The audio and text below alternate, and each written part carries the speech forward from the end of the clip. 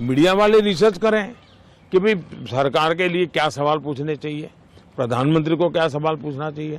तो हमारे मीडिया के लोग मुझे सवाल क्या पूछते हैं। लेकिन कभी कोई खुशी जैसे मिले तो सबसे पहले किसको बताने का मन करता है? कौन है वो जो आपके मस्तिष्क के, दिमाग के, दिल के करीब? आपका बेस्ट फ्रेंड फॉर लाइफ कौन है? BFF। जेन जी जनरेशन आपसे पूछना चाहती है, आपका कोई बेस्ट फ्रेंड है? नरेंद्र मोदी का कोई बेस्ट फ्रेंड है? BFF, best friend for ever. मतलब क्या मतलब होता आपका है? कोई खास दोस्त है जिसके साथ आप दिल की बात करते हैं? स्क्रिप्ट राइटर लगता है एक ही। अनस्क्रिप्टेड प्रेस कॉन्फ्रेंस से डरने वाले हमारे जाबाज प्राइम मिनिस्टर नरेंद्र मोदी ने कई सारे स्क्रिप्टेड इंटरव्यूज किए हैं अपने चाटू पत्रकारों के साथ। और इस वक्त हमारे साथ काशी का लाडला, हीराबा का लाडला, देश के बड़ा प्रधानमंत्री नरेंद्र दामोदर दास मोदी जी। काशी का लाडला, हीराबा का लाडला। हो क्या रहा है? हो क्या रहा है ये? जब इन पत्रकारों को झुकने के लिए कहा गया तो वो रेंगने लगे थे। विपक्ष कहता है कि मोदी प्रेस कॉन्फ्रेंस नहीं करते। मेरा प्रश्न है कि एक प्रेस कॉन्फ्रेंस में कितने पत्रकार होते हैं? 50, 60, ज्यादा से ज्यादा 100? क्या सभी सवाल पूछ पाते हैं? जवाब है नहीं। लेकिन जिन 220 से ज्यादा, 225 से ज्यादा पत्रकारों को पीएम मोदी ने इंटरव्यू दिया है, उन सभी पत्रकारों ने उनसे सवाल पूछे हैं। हर वो सवाल हुए हैं जिनके जवाब देश की जनता के साथ साथ शायद खुद विपक्ष भी जानना चाहता होगा। और अब जरा वो सवाल भी सुन लेते हैं जो 10 साल से प्राइम मिनिस्टर रहे नरेंद्र मोदी से 2024 के इलेक्शंस में हमारी होनहार मीडिया ने पूछे थे। मेरा पहला सवाल होगा ये कि क्या ये चुनाव महज एक फॉर्मेलिटी है? हौले हौले हो जाएगा प्यार, अब की बार 400 पार। किसी ने लिखा दिल का भंवर करे पुकार, अब की बार 400 पार। तो सर रफ्तार यही रहेगी तो फिर 29 में फिर 450 पार की बात होगी। प्रधानमंत्री जी, क्या आप सिर्फ 24 की तैयारी करके बैठे या 29 की भी करके बैठे? सर देखिए, ये कितनी बड़ी बात है कि चुनाव समाप्त नहीं हुआ और हम आपके अगले टर्म की बात कर रहे हैं। आपने कहा 2047 तक, तो कह रहे हैं मोदी जी ने बड़ा लंबा प्रोग्राम बना दिया, ये तो कहीं जाने वाली नहीं 47 तक। उत्तर से दक्षिण तक, पूरब से पश्चिम तक एक नैरेटिव है मोदी जी, और ये हमारा एनालिसिस है, वो है नरेंद्र मोदी। मोदी एक नैरेटिव है। मैंने देखा हर जगह आप जिम्मेदारी लेकर खड़े हो जाते हैं कि मोदी के नाम पर वोट देना है। वोट तो सिर्फ मोदी जी को जा रहा है क्योंकि मोदी जी की गारंटी है कि भाई आपके नाम पे ही जीत के आना है। और फिर ये भी लिख दिया कि चटनी के बिना ढोकला बेकार, अब की बार फिर से मोदी सरकार। मोदी जी वो कुछ पाकिस्तान से वीडियोस भी आते हैं, वो कह रहे हैं कि मोदी वहां भी प्रधानमंत्री बन जाए। इन नतीजों के बाद राहुल होंगे फरार, अब की बार 400 पार। तो लोग भी कहते हैं कि अगर सब इतना आसान है तो इतनी मेहनत क्यों कर रहे हैं आप? आप इतना ट्रैवल कर रहे हैं, दिन में 5, 4, 6 रैली, 4-5 रैली कार्यक्रम, कोई इस प्रदेश में तो कोई दूर दूसरे प्रदेश में। आप निरंतर लगे हुए हैं, हर कोई देख रहा है। तो इस सब में आप फिट कैसे रहते हैं? इतनी ऊर्जा आप कहां से लेकर आते हैं? प्रधानमंत्री जी, आप इतनी मेहनत करते हैं, इतना काम करते हैं, आप वाकई थकते क्यों नहीं है? पूछता है Bharat, nation wants to know, आप इतने रिलैक्स्ड कैसे रहते हैं? और क्या इसके लिए ऊपर वाला शक्ति भी और ज्यादा दे देता है क्या? नरेंद्र मोदी को सबसे बड़ी शक्ति कोई ऊपर वाला नहीं बल्कि ये नीचे वाले चाटू पत्रकार, चमचे और चमचियां देते हैं, जो नरेंद्र मोदी और उनकी गवर्नमेंट से सीधे सवाल पूछने की बजाय उन्हें भगवान साबित करने में लगे रहते हैं। पहले जब तक माँ जिंदा थी मुझे लगता था कि शायद बायोलॉजिकली मुझे जन्म दिया गया है। माँ के जाने के बाद मैं कन्विंस हो चुका हूं कि परमात्मा ने मुझे भेजा है। ये ऊर्जा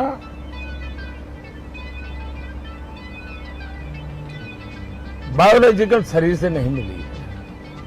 आप भगवान के बीच में हैं और भगवान आपके साथ है। अगर आप उन लोगों में से हैं जिनके दिमाग में जंग नहीं लगा है तो ये इंटरव्यू सुनने के बाद आपके दिमाग में सबसे पहले यही सवाल आया होगा कि एक अच्छी मानसिक स्थिति का इंसान खुद को नॉन बायोलॉजिकल कैसे क्लेम कर सकता है। तो ये रहा उसका सिंपल सा आंसर। गॉड गिफ्टेड मेरा सॉफ्टवेयर ही ऐसा शायद बना हुआ है। अरे कहना क्या चाहते हो? क्या उनके भेजे में केमिकल लोचा है? सब साला केमिकल लोचा है। और ऐसा ही केमिकल लोचा हर एक तानाशाह के अंदर पाया जाता है, क्योंकि इसी केमिकल लोचे की वजह से वो तानाशाह अपनी तानाशाही कर पाता है, जिसका सबसे बड़ा एग्जाम्पल है हिटलर, जिसने हमेशा खुद को चूजन वन यानी कि जिसको भगवान ने चुना हो, और ऐसे ही भगवान का नाम आगे करके उसने अपने हर बुरे काम का बिल भगवान के ऊपर फाड़ दिया था और खुद को क्लीन चिट दे दी थी। मुझसे जो कुछ भी है वो कोई ईश्वरीय शक्ति करवा रही है। ईश्वर मेरे से जो काम करवा रहा है, ईश्वर ने ही इस काम के लिए मुझे कहा है। परमात्मा ने ही मुझे इस काम के लिए मुझे भेजा है। परमात्मा ने मेरे लिए किसी पर्पज के लिए भेजा हुआ है। किसी पर्पज के लिए परमात्मा ने मुझे भेजा है, और वो ही मुझसे ये पर्पज की पूर्ति के लिए दिशा भी देता है।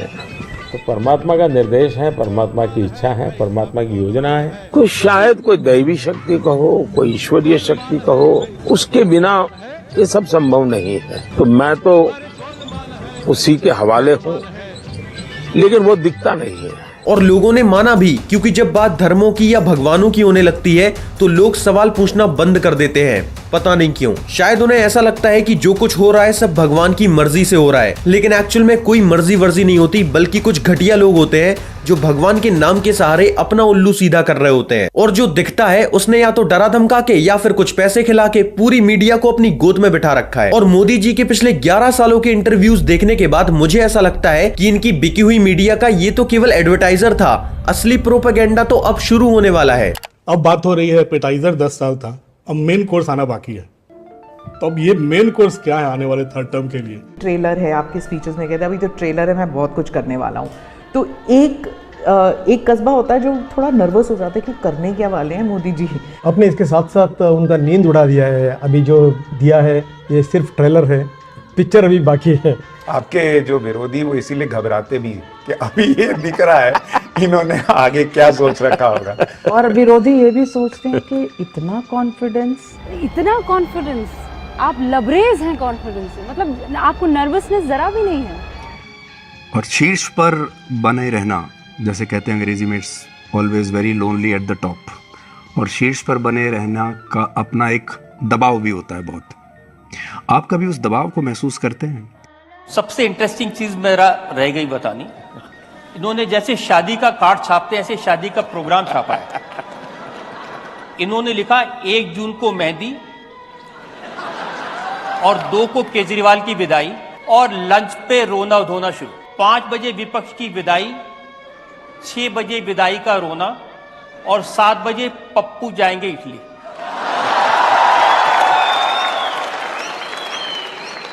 आपके कटाक्ष और आपके वन लाइनर्स याद रहेंगे।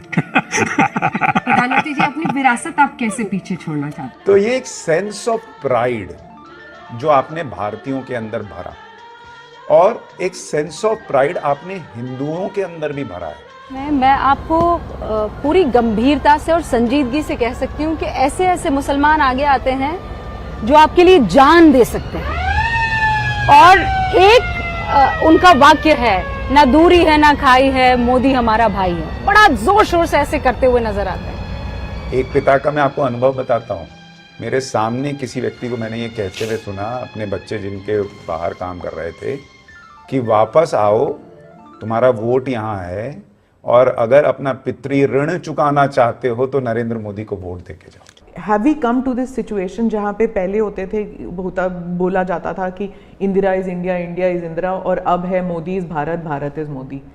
क्या उस लेवल पर पहुंच गए हैं? ऐसी बिकी हुई मीडिया की वजह से आज के टाइम पे हमारे देश की ऐसी कंडीशन है जहां पे news is noise and noise is a one sided propaganda. क्योंकि आज तक किसी भी मीडिया वाले ने बीजेपी के किसी बड़े लीडर या फिर खुद नरेंद्र मोदी से कभी ये सवाल नहीं किए कि लद्दाख में ये जो लोग पिछले 6 सालों से प्रोटेस्ट कर रहे हैं क्यों कर रहे हैं। क्या बिहार में सच में 1 रुपए में अडानी को हजारों एकड़ जमीन दी गई है? मणिपुर जब जल रहा था तब प्राइम मिनिस्टर ने कुछ भी क्यों नहीं किया? आसाम के लोग अभी भी प्रोटेस्ट क्यों कर रहे हैं? ओलंपिक के जो गोल्ड मेडलिस्ट हैं, जो एथलीट्स हैं, उन्होंने बीजेपी के एमपी ब्रजभूषण के ऊपर जो सीरियस एलिगेशन लगाए हैं, इससे रिलेटेड भी कोई सवाल बीजेपी गवर्नमेंट या नरेंद्र मोदी से नहीं पूछा जाता। इलेक्टोरल बॉन्ड जिसके घोटाले का इल्जाम भी बीजेपी के ऊपर है, जिसे दुनिया के सबसे बड़े स्कैम्स में गिना जाता है, और इस एक स्कैम को लेके पूरी दुनिया की मीडिया मोदी गवर्नमेंट को क्रिटिसाइज करती है, लेकिन हमारे देश की मीडिया इनसे इस पर भी कोई सवाल नहीं करती।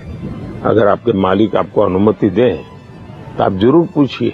और नरेंद्र मोदी ने 2014 का चुनाव जीतने के लिए जो झूठे वादे किए थे, उस पर भी इनसे कोई सवाल नहीं पूछा जाता कि इन्होंने नोटबंदी की थी, कहा था कि काला धन बाहर निकलेगा, पूरे देश को लाइनों में लगा दिया। कहां गया काला धन? जो अपने चुनाव के टाइम पे बोलते थे कि इंडियन रुपये की वैल्यू क्यों गिर रही है, बांग्लादेश का पैसा नहीं गिरता, पाकिस्तान की करेंसी नहीं गिरती, इंडिया का रुपया पतला क्यों हो रहा है, आज के टाइम पे देखा है कितनी वैल्यू है। इन्होंने कहा था कि किसानों की इनकम को डबल कर देंगे। यही वो गवर्नमेंट है जिसकी वजह से किसानों ने 3 साल तक आंदोलन किया था, और उस आंदोलन के दौरान कई सारे किसान थे जो मारे गए थे, लेकिन पीएम ने इसके ऊपर भी कभी बात नहीं की। उल्टा बीजेपी के कुछ लीडर्स ने तो अपने हक के लिए लड़ने वाले इन किसानों को एंटी नेशनल, देशद्रोही तक कह दिया था। ये वही गवर्नमेंट है जिसने पिछले 11 सालों में एक भी सेंसस नहीं करवाया। इस गवर्नमेंट ने बिना कोई रीजन दिए ऑपोजिशन के 141 एमपीज को सस्पेंड कर दिया था, ताकि कोई इन पे सवाल ना उठा पाए, इन्हें रोक ना पाए। अब ये तानाशाही नहीं है तो और क्या है? आजकल बीजेपी के लीडर्स हर उस इंसान को एंटी नेशनल और देशद्रोही बोल देते हैं जो उनकी गवर्नमेंट की कमियां गिनवा देता है। और एक सेकुलर देश को धर्म के नाम पे ऐसे बांट देना जैसे ये कोई डेमोक्रेटिक कंट्री नहीं है, बल्कि कोई जंग का मैदान है। और मोदी गवर्नमेंट के इन कामों की वजह से पूरी दुनिया भर में इंडिया की जो बेइज्जती होती है, गोदी मीडिया के लिए ये सारे सवाल इतने इंपॉर्टेंट नहीं है। इंपॉर्टेंट ये है कि मोदी जी को ऊर्जा कहां से मिलती है, ये थकते क्यों नहीं है। इसलिए ये लोग अब मीडिया के खिलाफ एजेंडा चला रहे हैं, पत्रकारों को चमचे चमचियां बताया जा रहा है। नरेंद्र मोदी और बीजेपी के ऊपर एक छोटा सा भी दाग ना लग जाए, चाहे पूरा देश भाड़ में जाए। इस एक फिलॉसफी पर चलने वाली हमारे देश की ग्रेट मीडिया को खुद नरेंद्र मोदी ने ये याद दिला दिया था कि आज के उनके नए भारत के अंदर गवर्नमेंट को क्रिटिसाइज करना या उनसे सवाल करना एक जुर्म है। बहुत बहुत धन्यवाद प्रधानमंत्री जी, आपने समय निकाला, आपने हमें इतना समय दिया और इतनी बेबाक तरीके से आपने सभी सवालों का जवाब दिया। प्रधानमंत्री जी, अंत में यही कहूंगा कि आप मास्टर कम्युनिकेटर बिल्कुल हैं। मेरे साथी भी ये मानेंगे कि बहुत सॉलिड इंटरव्यू था। मतलब जितने भी मुश्किल सवाल हो सकते थे आपसे पूछे गए, आपने किसी ये मेरा आप लोगों से शिकायत है, ये मुश्किल शब्द आपका नहीं है। एक इकोसिस्टम ने आप लोगों को डरा करके रखा हुआ है और आप लोग बुज़दिल की तरह डरे हुए हो, उनके एजेंडा सेट के लिए सवाल लेके घूम रहे हो। आपको बुरा लगेगा, मैं सच कहता हूँ, आप सब लोग दबाव में जी रहे हो। आप लोग बहुत प्रेशर में रहते हैं। ये एक इकोसिस्टम ने इतना प्रेशर बना दिया है कि आपको भी उनके दबाव में, उनकी भाषा में सवाल पूछने पड़ते हैं, और उसके कारण देश के लिए जो जरूरी सवाल होते हैं वो आपके भी छूट जाते हैं। ये इकोसिस्टम ने इतना दबाव पैदा कर दिया है कि आपको भी उसी लाइन पे जीना पड़ता है। तो मैं तो चिंतित हूं कि देश के मीडिया को भी न्यूट्रल रहना कितना मुश्किल हो जाएगा, और या तो उनकी भाषा बोलो या तो घर चले जाओ। Bro, didn't even hesitate.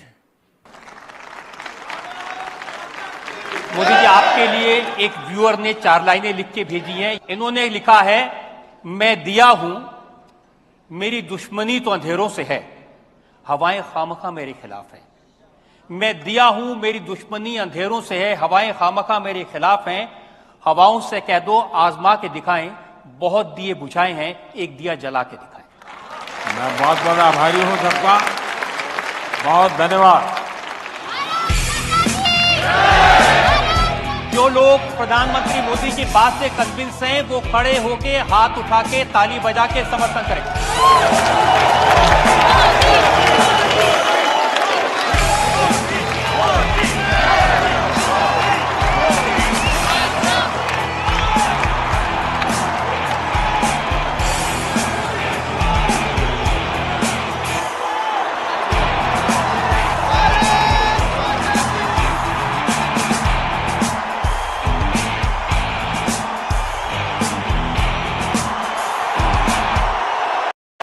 हो क्या रहा है, हो क्या रहा है ये? यानी कैसी आप लोग दरबारी करते हो?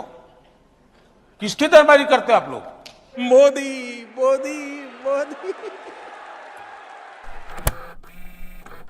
तो हमारे मीडिया के लोग मुझे सवाल क्या पूछते हैं सच बताइए, why don't you get tired? आप थकते क्यों नहीं हैं? आप वाकई थकते क्यों नहीं हैं? मुझे आश्चर्य हो रहा है कि हमारे देश की मीडिया ने ये सवाल 75 साल के बाद क्यों पूछा। देश आजाद होने के बाद हर प्रधानमंत्री को, हर सरकार को पूछना चाहिए था। आपने सवाल पूछा होता मुझे अच्छा लगता, लेकिन आप लोगों ने नहीं पूछा।